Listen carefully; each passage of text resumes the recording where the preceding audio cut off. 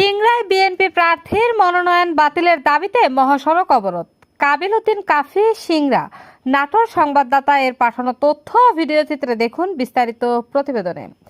নাটোর ৩ সিংড়া আসনে বিএনপি প্রার্থীর মনোনয়ন বাতিলের দাবিতে মহাসড়ক অবরোধ করে বিক্ষোভ করেছে মনোনয়ন বঞ্চিত প্রার্থী ও জেলা বিএনপির যুগ্ম আহ্বায়ক দাউদার মাহমুদের কর্মী সমর্থকরা। এই আসনে বাংলাদেশ জাতীয়তাবাদী দল বিএনপি কর্তৃক অধ্যক্ষ আনোয়ারুল ইসলাম আনোকে ধানের শীষের দলীয় প্রার্থী ঘোষণা করা হয়েছে।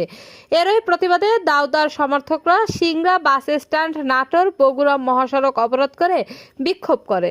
মঙ্গলবার ৯ ডিসেম্বর বিকেলে সিংড়া বাস স্ট্যান্ডে তেল পাম্পের সামনে এ অবরোধ কর্মসূচিতে পালন করেন কর্মী সমর্থকরা। বিক্ষোভ মিছিলে তানুর মনোনয়ন বাতিলের দাবিতে বিভিন্ন স্লোগান দেন কর্মী সমর্থকরা। মিছিলটি সিংড়া বাস স্ট্যান্ড তেল পাম্পের সামনে মহাসড়ক অবরোধ করে। অবরোধকারীরা প্রায় ১ ঘন্টা মহাসড়ক অবরোধ করে প্রার্থিতা বাতিলের দাবিতে স্লোগান দিতে থাকে। এ সময় মনোনয়ন প্রত্যাশী ও জেলা বিএনপির যুগ্ম আহ্বায়ক দাউদার মাহমুদের অনুরোধ অবরোধ তুলে নেন তার সমর্থকরা। বিক্ষোভে বক্তব্যে রাখেন সিংড়া পৌর বিএনপির সাবেক সদস্য সচিব তায়েজুল ইসলাম, সাবেক যুগ্ম আহ্বায়ক বোরহান উদ্দিন বাবু, সিংড়া উপজেলা যুবদলের আহ্বায়ক হাবিবুর রহমান হাবিব, সদস্য সচিব এম.এ. মালেক, যুবনেতা আব্দুল্লাহ আল মমিন, হাতিয়ানদাহ ইউনিয়ন বিএনপির সাবেক সাধারণ সম্পাদক নজরুল ইসলাম নিরু, উপজেলা বিএনপির সদস্য সবুজ মাহমুদ, উপজেলা বিএনপির সাবেক সহ ছাত্র বিষয়ক সম্পাদক রবিউল আউয়াল রনি প্রমুখ।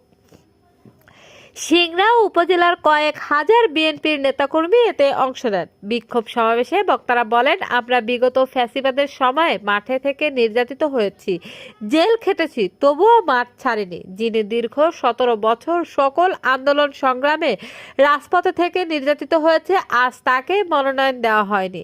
আমরা তারেক রহমানকে বলতে চাই, দুঃসময়ের দলের জন্য যারা ত্যাগ স্বীকার করেছে তাদের মূল্যায়ন করতে হবে।